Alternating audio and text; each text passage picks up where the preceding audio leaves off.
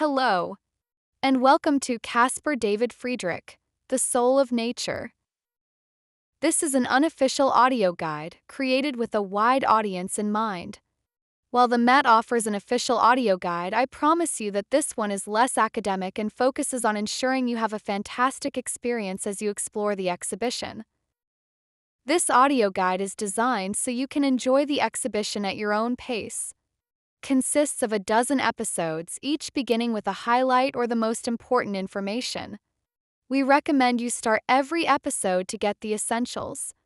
Afterwards, we'll let you know if you can skip ahead for a quicker tour or continue listening to hear more about every work in that section. Before you get started, I suggest listening to this first episode either right before entering the gallery or just inside near the entrance. If you move to the right after entering, there is often some space where you can pause and get situated.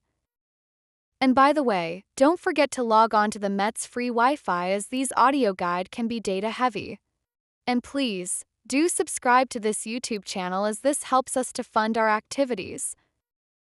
Before we dive into Caspar David Friedrich's fascinating world, let me briefly introduce myself. I have no formal training in art. I'm simply a passionate Caspar David Friedrich enthusiast. Friedrich and I actually have a few things in common. We were both born near Germany's Baltic coast, studied abroad, and later moved to different cities for our careers.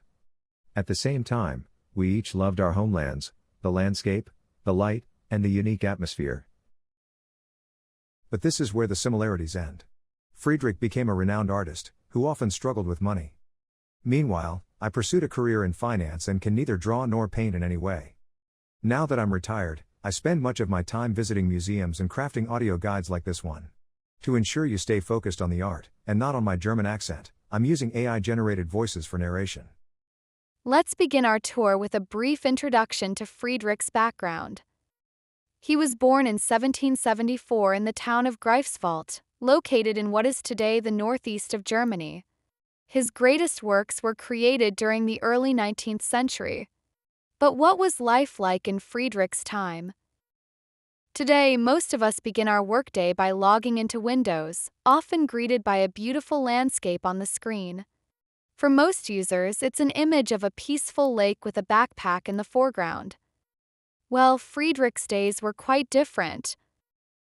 To start, there were no computers, no iPhones, or electricity. People needed light; they relied on daylight, candles, or gas lamps.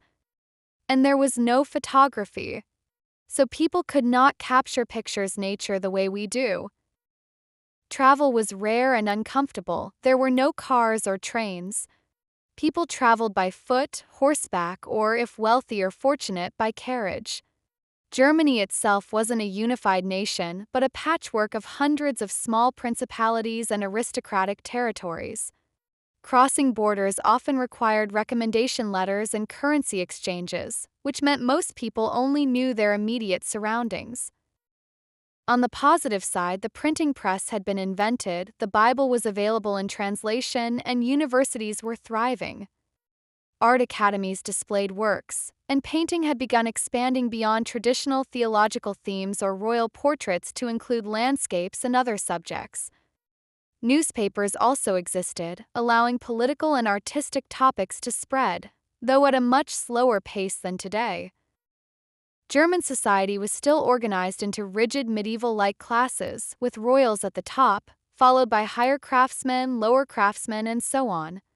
Caspar David Friedrich's father was a wealthy craftsman who made candles and soap. He hoped his children would follow in his footsteps. However, it soon became clear that young Caspar David was not cut out of the wood needed for the family business. Recognizing his son's artistic talent, Friedrich's father arranged for him to receive lessons from a professor at the University of Greifswald. The professor, impressed by Caspar David's abilities, recommended that he study at the prestigious art academy in Copenhagen, Denmark. Friedrich's journey as an artist was shaped not just by talent but also by profound personal loss. When he was only 7 years old, his mother passed away. This devastating loss marked the beginning of a series of family tragedies. Over the years, several of Friedrich's siblings also died. Perhaps most famously, His younger brother Johann drowned in a tragic accident while trying to save Caspar David, who had fallen through the ice. Though Friedrich survived, the guilt and sorrow from this event lingered throughout his life and had a deep impact on his art.